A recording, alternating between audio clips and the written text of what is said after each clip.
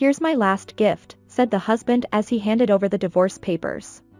"I've decided to remarry, so thanks for being my ATM all this time. Here is the story of my revenge against my husband, who was a terrible person. My name is Helen, and I am 50 years old this year. Tomorrow is a special day for me because our family's long-standing debt will finally be paid off. My husband and I got married 20 years ago when I was 30 and he was 35. He inherited a liquor store from his deceased parents, while I was working as a company employee. We started dating with the intention of getting married through an introduction from an acquaintance. I had only one worry. What if he asks me to help run the liquor store together? At that time, I was working as a financial planner, consulting insurance and finance for individual and corporate clients. I was earning a decent salary at the age of 30 and loved my job. I was studying for qualifications to aim higher. However, when my husband proposed, he said this: "I know you're working hard to get your qualifications, and I want to support you. There are employees and part-timers at the store, so we'll manage somehow. Pursue your dreams, Helen." His words were the reason we decided to get married. I thought I wanted to support such a generous person who was always on my side. As he promised at first, he should have managed our married life by doing his job and me doing mine. It was about a year after we got married when he went to work at the store on a day off when I was relaxing at home. When I vacuumed under the bed, a large amount of paper got caught in it. It hadn't even been 6 months since we moved in, so why were there papers here? When I picked up one piece of paper that had become crumpled, it said, "A dunning letter." The total amount of debt borrowed in my husband's name was $150,000. $150 is 000. It's not $15, right? My head spun. Why? Why did he hide such a large amount of debt? That day, I confronted my husband. "What's going on? What is this debt? It's not like that. It's what my parents left behind." The situation was like this. The debt belonged to the liquor store that my husband ran rather than his personal debt. It seemed that his parents had borrowed money, but when my husband took over the store, he also inherited their debt. They didn't intend to abandon their inheritance because they had borrowed against the land and buildings of the store as collateral. Although it wasn't my husband's personal debt, it wasn't something that could be left alone. "But don't you pay back every month with a dunning letter?" I asked. "I do pay back every month, but business depends on monthly sales figures. So there are times when it's difficult to pay back in tough months, but we have to pay salaries to employees and part-timers anyway, so we wait for repayment for that part too. The dunning letter is from that time." At first glance, the husband's opinion seems reasonable, but I don't think it's good to delay repayment. In fact, the dunning letter even had the words "final notice" written on it. I didn't want to worry Helen, so I kept quiet. "But everything is really okay. The store is doing well and we haven't been kicked out of our house, right?" "That's true, but..." Then my husband said something like this to me as I looked at him anxiously. "If you're so worried, why don't you pay off my debt with Helen's salary? You makes quite a bit, don't you?" "Huh? Is that how it is? It's not even my shop." But my husband continued. "After all, couples are supposed to help each other out. My debt is Helen's debt too. But even if you say that all of a sudden, is it okay for Helen if my shop goes under? There are a lot of people who would be in trouble if that store disappeared." I was taken aback by what he said. In reality, my husband's liquor store had become an indispensable part of the community. The store was located in the suburbs where there were few convenience stores or supermarkets nearby, so unlike a regular liquor store, it also handled fresh foods such as meat and fish and offered home delivery services. I visited the store several times and it was always busy. There were even customers who boasted that they were glad this store existed. "Please. I'll manage the store somehow. So please help me with the debt repayment." I liked seeing my husband work hard and take his business seriously. I didn't want his shop to disappear. I thought that being married meant supporting each other no matter what. If my husband was struggling now, it seemed natural for me to help him. "Okay, I understand. Let's pay back as much as we can from my salary every month. You should focus on running the shop. I can provide money, but only my husband can run that shop. More than anything else, I was happy that my husband relied on me. However, he changed after this. About 3 years had passed since I took over his debt repayment. Recently, he had been coming home late more often. "What are you doing at this hour?" "Ugh, you smell like alcohol." "Just hanging out with some people." "Helen, did you finish paying off this month?" For some reason, my husband approached me with a domineering attitude. "I already transferred the money last week. Why are you asking me that? My shop depends on you. So please keep paying back properly from now on." Recently, when he got drunk first, he would say things like that. I didn't pay attention to his drunken ramblings before, but now it doesn't feel good when he says it so many times. Isn't it like paying off your debt is just a matter of course for me? By the way, George is having his 3rd child. Lucky guy. George is one of my husband's classmates who runs his own business like him, and his wife works with him at their shop too. Speaking of which, there's something I need to tell my husband. Don't you think we should have a child soon too? But my husband's reaction was very cold. A child? This is the busiest time for the store right now. Besides, we have debts to pay off. How can you say something so carefree? Isn't it your debt? But I held back and said. But George has children too, right? We should have them too. George has both parents alive and his wife works at their shop too. It's different from us. There's nothing more I can do if he says that. My desire to have children that I had when we got married was completely crushed. So, from now on, I can't do anything until I pay off my debt? Well, that's right. If you earn a lot and repay the debt quickly, I'll consider it. The hatred swelled up in me as I looked at my husband's face, which was laughing cruelly. The sense of urgency to repay the debt as soon as possible also sprouted. It's scary. Even though it was an unreasonable demand, I didn't even have the luxury of thinking about it carefully. After that, I worked hard for my husband. I actively acquired qualifications, took promotion exams, and won salary increases. I started earning much more than women of the same age and also made advance payments on my debt. But the debt did not decrease easily. Before I knew it, I was over 40 and had to give up on having children. But it was okay, because my husband was there. I could do my best for him and he relied on me. As long as I believed that, I was happy. My husband's return became later and later, sometimes even becoming a morning return. Looking at my husband working desperately to protect his store, I felt that I had to work hard as a wife too. Because he was doing his best, I could do my best too. And time passed, and the day came when the repayment ended. Tomorrow is the last day of payment. For this debt, I have endured various luxuries. But from tomorrow, that will be gone too. You can use your own money as you like. Come to think of it, since we got married, we haven't traveled or eaten delicious food because we've been thinking too much about money. We are still in our 50s. We thought we would enjoy such things from now on. And on the day of repayment completion, I took a paid leave. I made a more luxurious dinner than usual and prepared wine and chocolate cake that my husband likes. Let's celebrate the repayment together and have fun. That's what I thought. When my husband returned from work and saw them lined up on the table. Finally. It seemed like 20 years, but it went by in no time, you know. He said to me. However, my husband trembled and bowed his head while still shaking with excitement. I thought he might be happy and crying. But then he suddenly began to laugh loudly in a way that I had never heard before. What? What happened? Immediately after that, the man who should have been my husband said something unbelievable. Today only, you're fired. Well, thank you for these 20 years, I really appreciate it.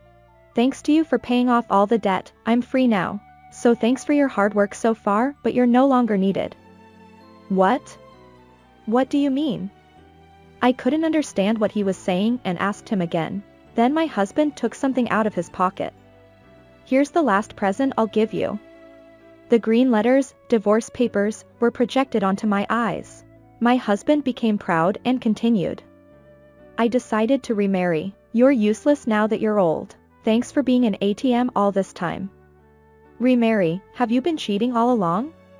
Come to think of it, my husband often came home late for work or socializing. Maybe this person, while I was working hard to repay the debt. But his expression remained proud. I would never cheat on you like that. I've already found a new wife candidate. I want to divorce you and marry her. That's why I've been waiting for this day. The day you finish paying off your debts." At his cruel words, tears welled up in my eyes. The food I had prepared looked blurry, which made it even more painful. "So, get out of here already." My husband handed me the divorce papers. At this point, anger was boiling inside me more than sadness or emptiness. "Fine. Do you have any regrets?" I asked him, twisting the words out of my mouth. "Regrets? Why would I regret divorcing an old hag like you? I've already found someone better." "Old hag?" If I'm an old hag, then he's definitely an old man. How long does he plan on pretending to be young? At his ridiculousness, I regained my composure and took the divorce papers. "I'll take these for now. I'll contact you later." I said that and packed my things before leaving the house. To think that our 20-year marriage could end so easily. It wasn't until I was alone that I finally cried from sadness and regret. After that, I consulted a lawyer to draft a divorce agreement. I also hired a private investigator to look into my husband's new partner and received a report on them. The agreement was sent to my husband by the lawyer. Then, he immediately called me. "Hey, Helen. What is this document?" I could imagine his face turning red with anger even over the phone. In contrast to him, I remained calm. "It's a divorce agreement. What about it?" "I know that. What I'm talking about is this debt repayment thing. Why do I have to pay you back?" My husband was losing his mind. "This is about repaying the debt between us during our marriage." In other words, he wanted me to return the money that I had paid off instead of him. Why should I? You were just doing me a favor by repaying it. Why are you bringing up the past now? What are you talking about? You were just repaying it as my wife. It's different now that we're getting divorced. So what about your supposed regrets? Did you just realize that now? When my husband first brought up divorce, I immediately thought about repaying this debt. As someone who deals with insurance and finance on a daily basis, I often hear stories from various clients. Sometimes, they talk about divorce or inheritance issues. Thanks to that experience, it occurred to me not to sign the divorce papers right away but to go through a lawyer first. The amount of money that I had paid off instead of my husband was over $200,000 including interest. Since I had paid it all off myself, it was only natural for me to claim it back from him. That's all there is to it. My husband was completely taken aback by my firm attitude and the document with the lawyer's name on it. He had thought he could kick me out without paying any compensation or alimony. He really was clueless. "You don't have that kind of money." "Really? Then why don't you sell your store for funds?" "If I did that, there would be nothing left for me." "Are you some kind of demon? Aren't you still 55 years old? You can still work if you want to." I didn't feel any objections during my conversation with my husband and wanted to hang up soon, but there was one more thing I wanted to confirm. "By the way, what happened with your remarriage?" "That's none of your business." At his lackluster response, I couldn't help but burst out laughing. "Sure, that might be the case. It sounds like you're going through a lot, so hang in there." As I was about to hang up the phone, my husband clung to me and said, "Wait, Helen. I'm not going to remarry. I want to try again with you." I told him this before hanging up. "Try again? Don't make me laugh. I'm rejecting you." I had been married to this man for 20 years. To an outsider, I might have looked ridiculous. But until he brought up divorce, I had respected him quite a bit. It was because I saw how hard he worked for his shop and customers that I was able to support him. But after 20 years, it turned out that he was just a fool. The talk of remarriage was entirely his own idea. He had joked with a teenage part-time worker named Becky, saying, "Becky is cute. Will you be my wife?" Becky had jokingly replied, "Well, if you let me be a housewife." He misunderstood her joke as being serious. When Becky realized how serious he was, she naturally freaked out. The situation escalated to the point where her parents threatened to sue him. When I saw the report from the private investigator, I laughed so hard that my stomach hurt. Come to think of it, my husband would come home late. I thought he was just a hard worker who was passionate about his job, but it was actually the opposite. He would often flirt with young girls at his favorite bars and clubs. He would say things like, "I'm surprisingly popular with younger girls, and I can get along with anyone because I'm a businessman." He would make girls uncomfortable by saying things like that. To him, I was no longer useful as an old wife and he only saw me as an ATM. His misunderstanding was so ridiculous that no one took him seriously and he almost got into trouble with the police for stalking. Cheating on me might have been better than what he did. He couldn't even stand on the ring of infidelity. But why did he come up with the idea of remarrying a younger girl in the first place? Apparently, it was because his friend George had become a grandfather. This is what George told me. As soon as he saw my grandchild, he said he wanted a child too. Even though his wife had been paying off their debts until then, she told him off for saying something like that. Who knew he would do something like this? George was speechless. I'm glad I don't have to spend my old age with such a man. I muttered those words to myself. After that, I divorced my husband. Since the cost sharing between us was not clear, there was room for negotiation with my husband to reduce the amount. However, I think I gave up just because I received a claim from a lawyer. It's amazing that such a spineless person has been in business until now. My husband sold his store to repay me. Fortunately, just before my husband sold the store, part-time workers and a few employees had fled, so they were not affected.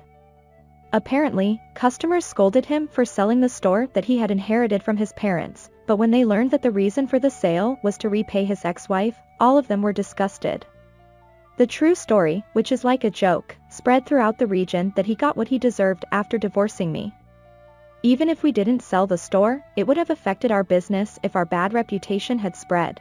On the other hand, it might have been better to sell it before going bankrupt.